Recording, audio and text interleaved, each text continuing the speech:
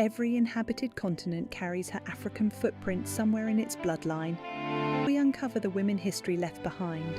Her story, our history, our legacy. This is Roots Unspoken. In 25 BC, an army marched into Roman territory, sacked 3 cities, tore down statues of the Emperor Augustus himself, and cut the head off one of them to bury it as a trophy under a temple staircase, so that for the rest of that temple's history, anyone walking in would step on the face of the most powerful man in the world. That army wasn't led by a rival Roman general. It was led by a woman Rome's own historians called Kandake, meaning queen. And after losing an eye in battle against Augustus's legions, she didn't retreat. She kept fighting until Rome did something it almost never did for an African kingdom. It negotiated. Her name was Amanirenas. This is the war Rome tried very hard not to talk about. Real women, real artifacts, real history. This is Roots Unspoken. Centuries before Amanirenas, the kingdom of Kush had already outlasted, invaded, and at one point ruled Egypt itself. Kushite pharaohs sat on the Egyptian throne during the 25th dynasty.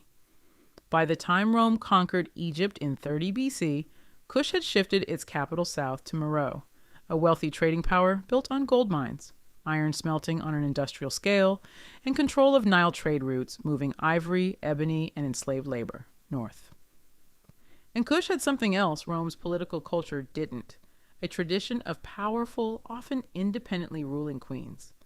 The title was Kandake, rendered by Greek and Roman writers as Candace, and it wasn't a ceremonial nod to a king's wife. Kandake's commanded armies, negotiated treaties, and in several documented cases, ruled Kush outright with no king at all. Amanirenas became Kandake after her husband, King Teretekas, died in battle, and she took the throne alongside her son, Prince Akinidad, ruling jointly and commanding real military authority rather than a symbolic regency. Kushite royal art from her reign shows her the same way it shows kings, in full armor, brandishing weapons, dominating bound captives underfoot. That imagery wasn't flattery. It was about to become an accurate description. In 30 BC, Rome annexed Egypt after defeating Cleopatra and Mark Antony, and immediately started eyeing what lay beyond its new southern border, Kush's gold, trade routes, and territory. Roman prefect Gaius Petronius pushed garrisons and tax demands into the frontier zone, treating the border region as a resource to extract rather than a neighbor's sovereign land. For Kush, this wasn't an abstract threat.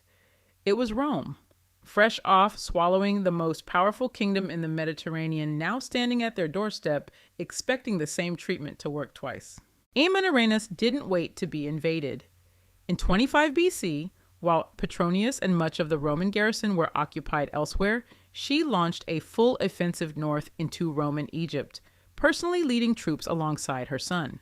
Her forces captured 3 major frontier cities, Aswan, Elephantine, and Philae, took prisoners, and in a move calculated for maximum symbolic damage, tore down and smashed statues of Augustus erected across the newly Roman territory. One severed bronze head from a statue of the emperor was carried off entirely, taken as war spoil, deliberately buried beneath the entrance steps of a temple in the Kushite city of Meroe, guaranteeing that for as long as that temple stood, every visitor would walk over Caesar Augustus's face on their way in. We'll spend an entire episode on that head because British archaeologists dug it up in 1910 and it still exists today. Rome's response was overwhelming, at least on paper. Petronius marched a large Roman force south in retaliation, pushed deep into Kushite territory, and eventually sacked Napata, Kush's older religious capital and the resting place of its ancestral kings. It was a devastating strategic and symbolic blow.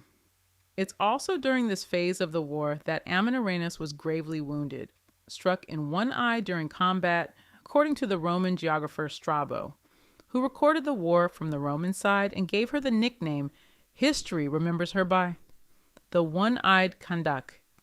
Here is where most conquered rulers in Rome's historical record disappear from the story, replaced by a triumphant Roman epilogue.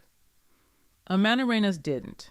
Strabo's own account admits she returned to command her forces after her wound healed, rallying continued resistance rather than accepting defeat. Napata's fall didn't end the war, because Napata wasn't Mero. Kush's true capital sat far deeper into Nubian territory, across a stretch of desert that made resupplying a Roman army brutally difficult. Petronius, recognizing the campaign was becoming unsustainable, withdrew the bulk of his forces and left a smaller garrison at a fortified position called Primis on the frontier. Amanirenas' forces then besieged that very garrison. An African queen laying siege to a Roman fort 3 years into a war most modern readers have never been taught existed. The fighting dragged on, inconclusive and expensive for both sides, for roughly 3 years total. By 21 BC, both sides wanted the war over, and this is the part of the story that should be far more famous than it is. Amanirenas sent ambassadors north, and Petronius personally arranged their safe passage to Augustus, who was holding court on the island of Samos. What resulted was the Treaty of Samos, and its terms were remarkably good for Kush, not Rome. Augustus canceled all tribute demands on Kush entirely. Rome withdrew from part of the contested border strip, including the outpost at Primis, pulling its frontier back to a more northern position. In exchange, a demilitarized buffer zone called the Dodekashoinos remained under nominal Roman oversight, but Kush itself paid nothing, ceded no core territory, and kept its sovereignty completely intact. Compare that to what happened to literally every other kingdom Rome fought around the Mediterranean in this era: Gaul, Egypt, Judea, eventually Britain. Nearly all of them absorbed, annexed, or turned into tribute-paying client states. Kush is one of the only powers in the entire Augustan era to fight Rome to a negotiated peace on terms that favored the non-Roman side. Not a myth, not exaggeration. A formal treaty, recorded by Roman historians themselves, that Rome had to accept because Amanirenas made the alternative too expensive to continue. It's worth sitting with why this particular war went differently. Rome had every material advantage: a professional army, an empire's logistics, decades of conquest experience. What it didn't have was a good reason to keep fighting deep into Nubian desert for a kingdom whose full conquest would cost more than any plausible reward. Amanirenas understood that math from the start. She didn't need to defeat Rome outright. She needed to make total victory too expensive to be worth pursuing, while keeping enough military pressure on the table that Rome couldn't simply walk away and call it settled. That's a sophisticated strategic read on an opponent's cost-benefit calculus, executed by a woman ruling a kingdom Roman writers otherwise treated as a footnote south of real civilization. Kush didn't just survive the war. It thrived for roughly 3 more centuries as an independent civilization, still building pyramids at Meroe, still trading gold and iron along routes Rome never controlled. The title Kandake outlived Amanirenas by generations, becoming so associated with Kushite royal women that it echoes even in the New Testament, where the book of Acts describes a court official serving Candace, Queen of the Ethiopians. A title, not a name, referring to the very office Amanirenas had turned into a symbol of resistance a generation earlier. Rome, meanwhile, never tried again. No further Roman military campaign pushed into Kushite territory for the rest of the empire's history. One war, one treaty, and the border held. Amanirenas lost an eye, lost her capital's religious heart, and never once lost the war. She read Rome's ambitions correctly, made the cost of conquest unbearable, and walked away from the negotiating table with a treaty that protected her kingdom for 3 more centuries. A feat almost no other power facing Augustus's Rome ever managed?